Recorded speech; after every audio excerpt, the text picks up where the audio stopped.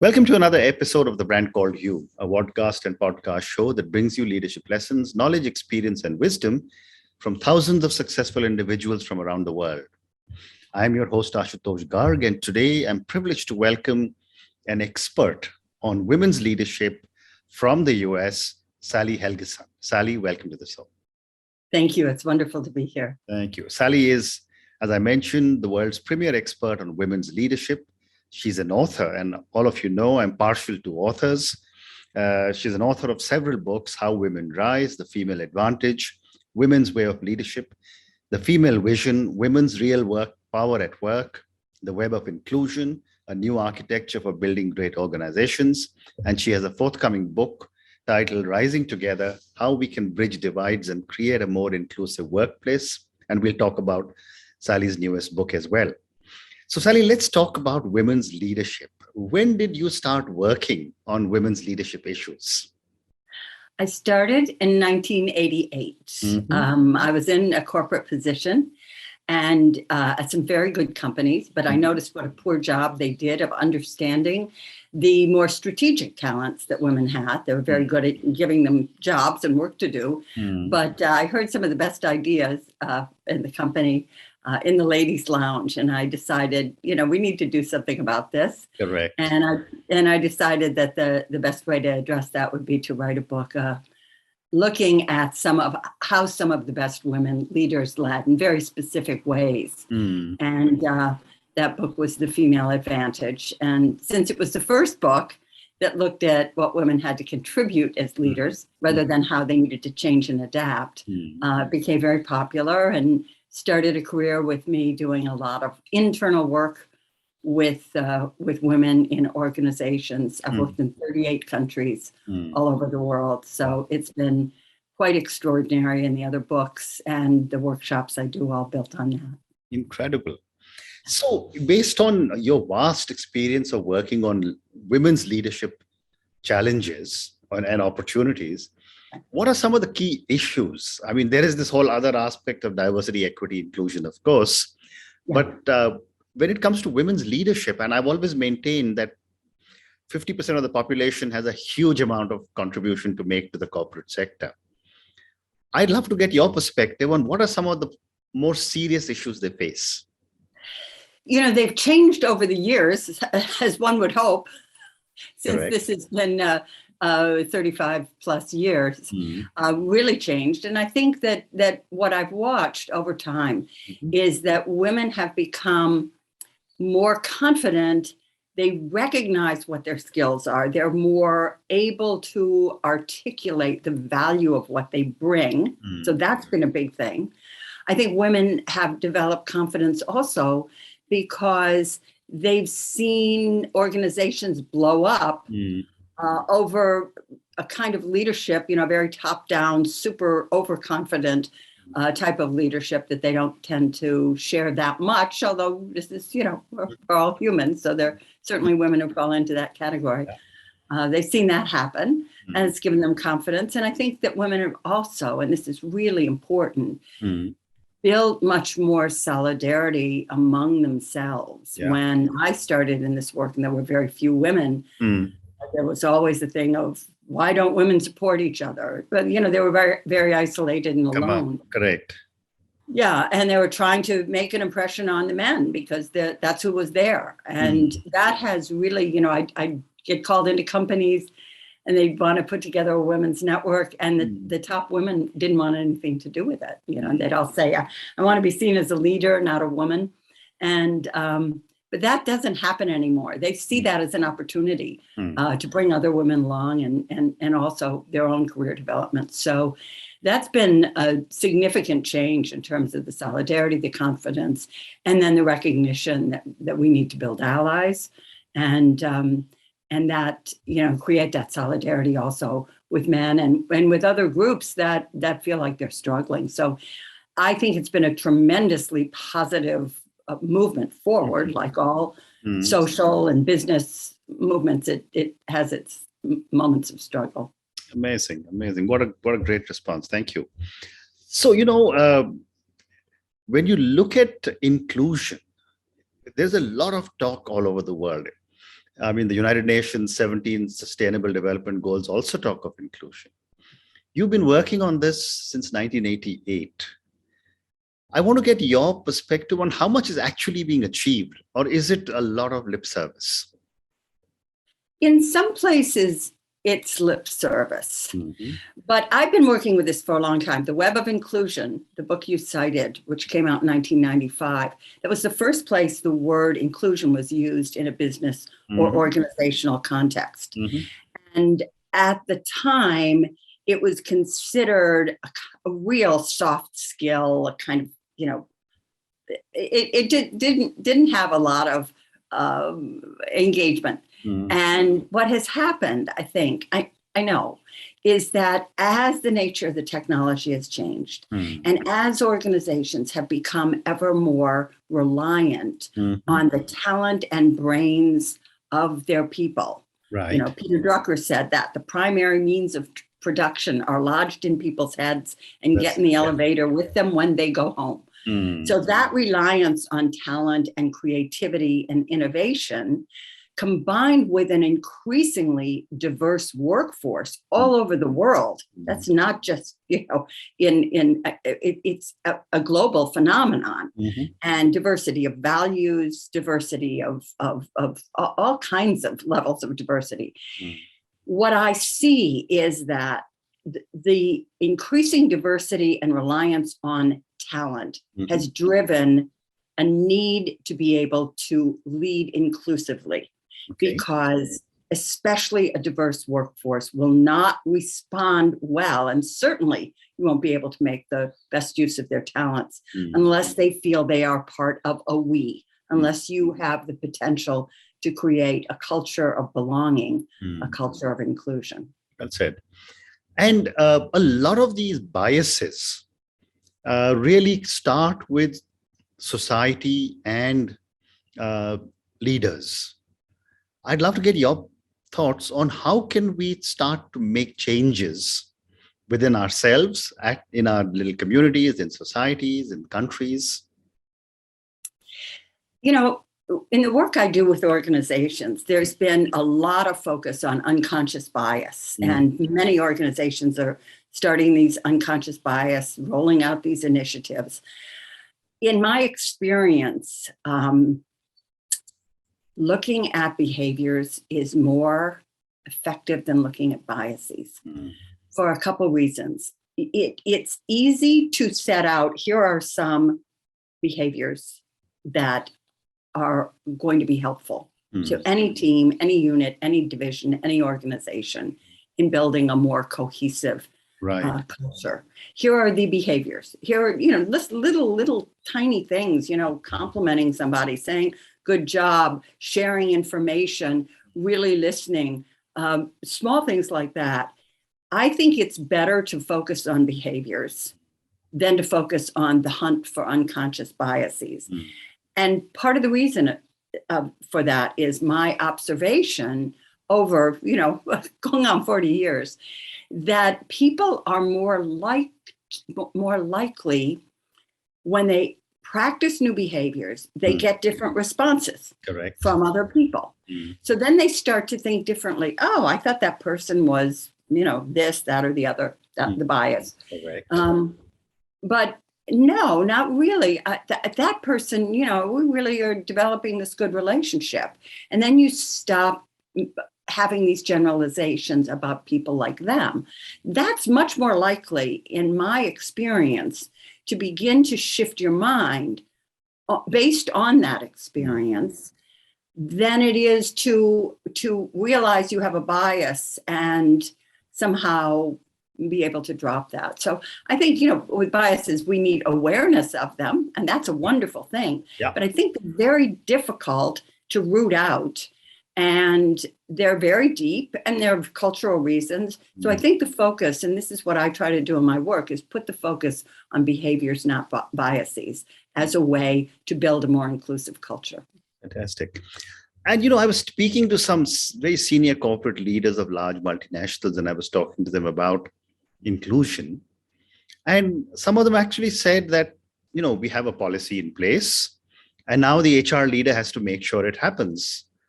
My question to you is, where does accountability lie? Accountability lies at the top. When you have, and this reflects, you can imagine how it would reflect my very long experience. When you have a situation where the whole notion of inclusion, which is a very deep cultural value, very deep, is outsourced to HR. Everybody knows it. The whole company knows it. People are smart. They know that the leaders aren't particularly interested, don't see it as important, don't see it as intrinsic to the success of the enterprise or how they do business. They know that. So it's kind of a lip servicey thing. It can make a difference in how some teams function and run. That's good.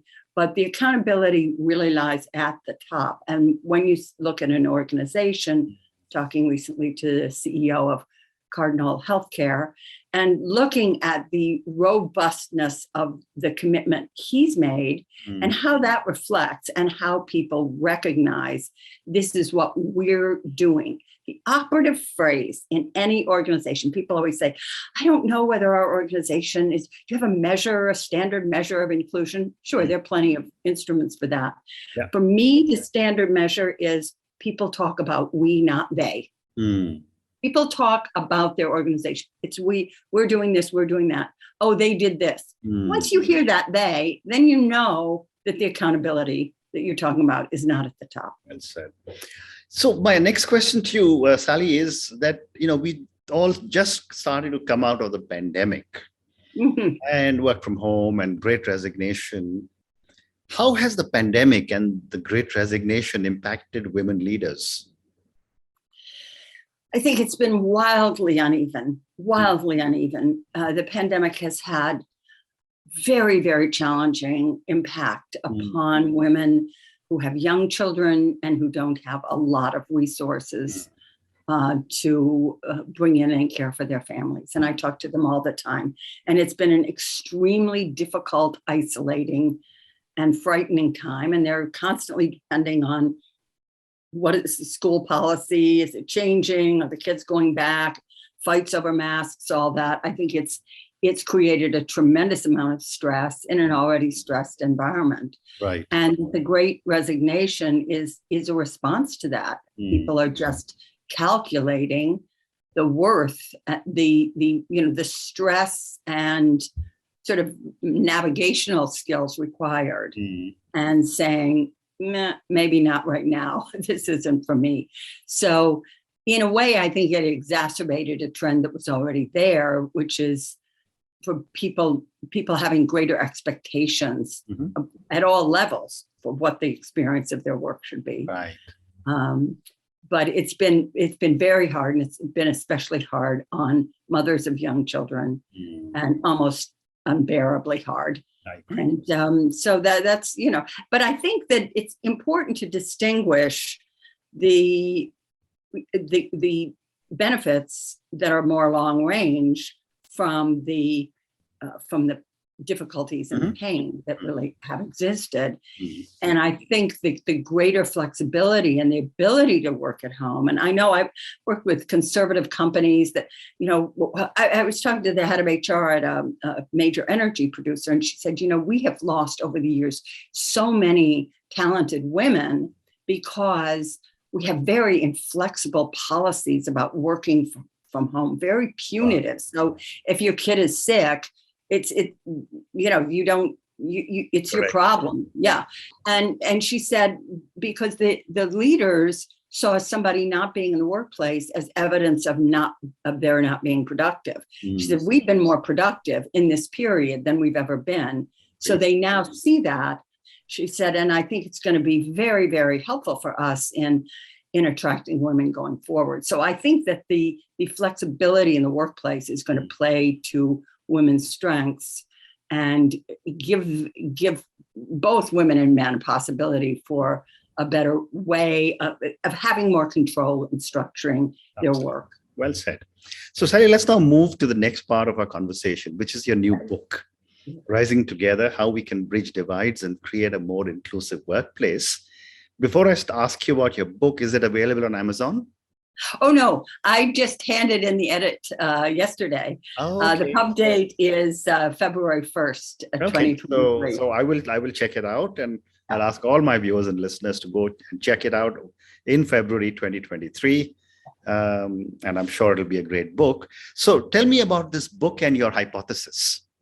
Well, this book is interesting. I was doing a program out in Las Vegas at a big conference. This is about a year after How Women Rise came out.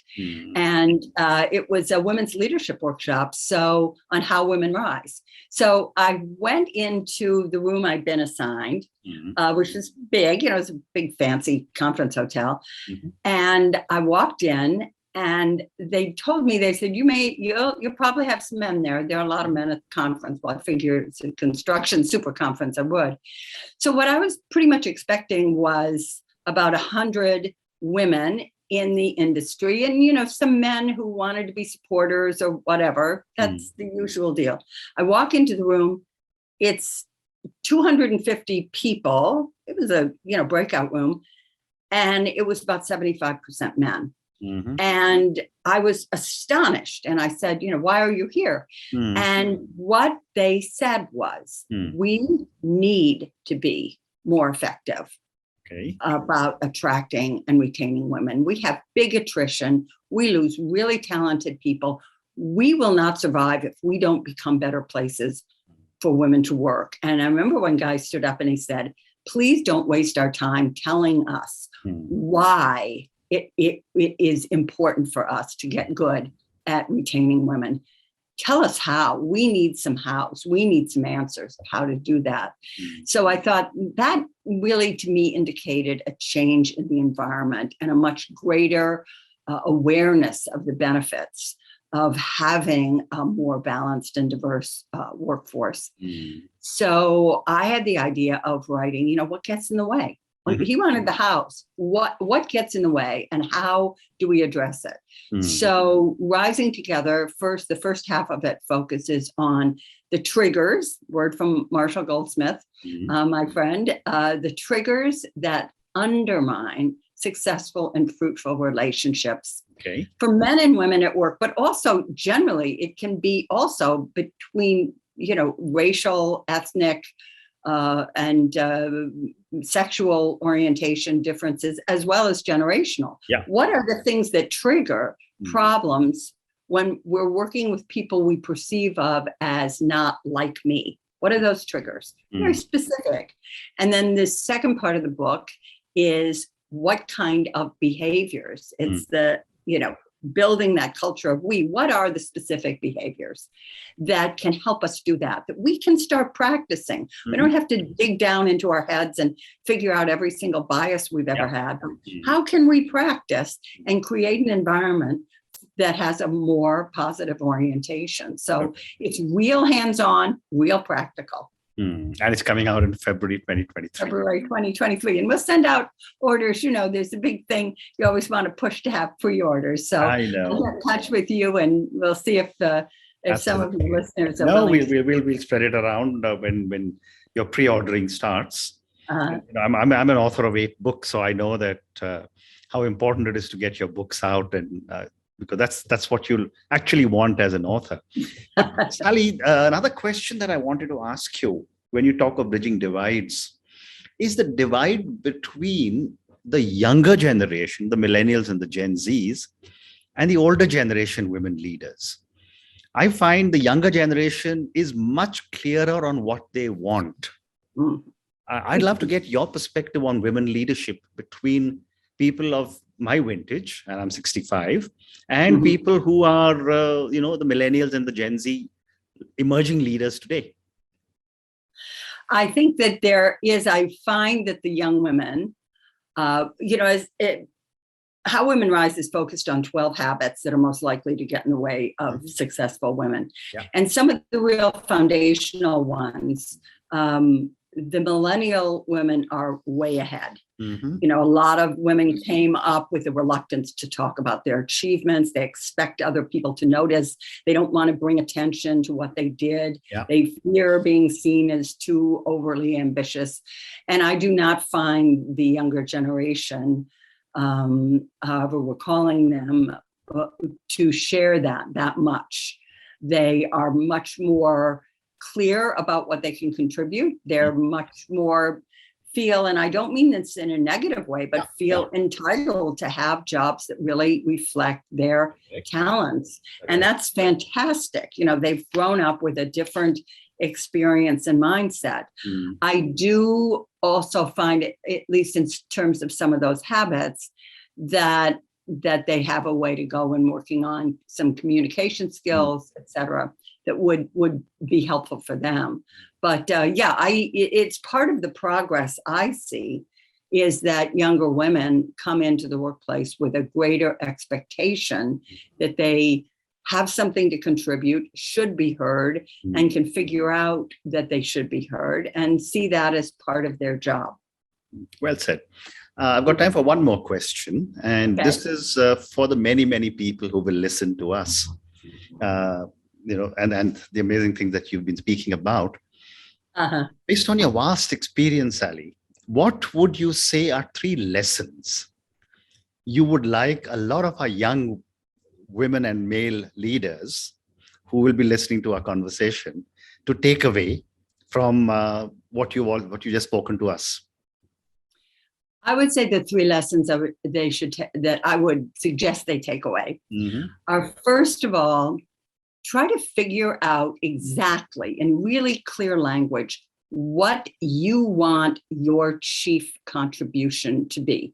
This can be in the job you have, it can be in the company you're working for, it can be, don't make it too big picture, but real specific language, not vague concepts like I seek to be an agent of transformation, but what's really clear based on your skills, what you want to do and based on your skills.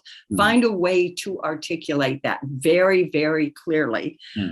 Don't be shy about sharing that. Speak it aloud and speak it often, because that's the brand called you. What that phrase you have that articulates what you want to contribute. The language of contribution as opposed to achievement is important. That's your brand.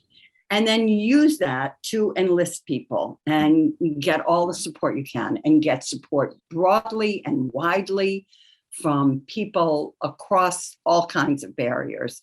Just become very active at building ally networks, always using that brand you have, which is what you want to contribute.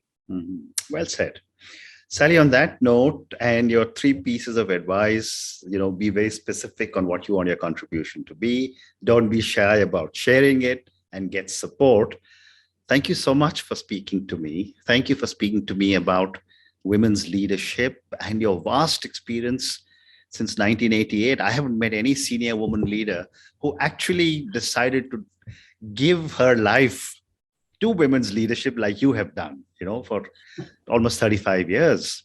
And thank you for what you're doing. Thank you for speaking to me about the amazing things that you have experienced as a woman leader and what you're doing for women leaders.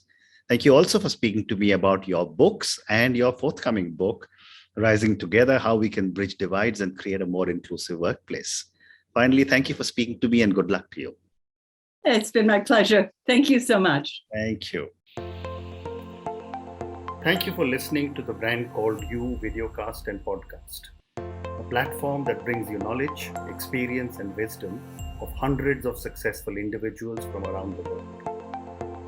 Do visit our website, www.tbcy.in, to watch and listen to the stories of many more individuals. You can also follow us on YouTube, Facebook, Instagram, and Twitter. Just search for the Brand Called You.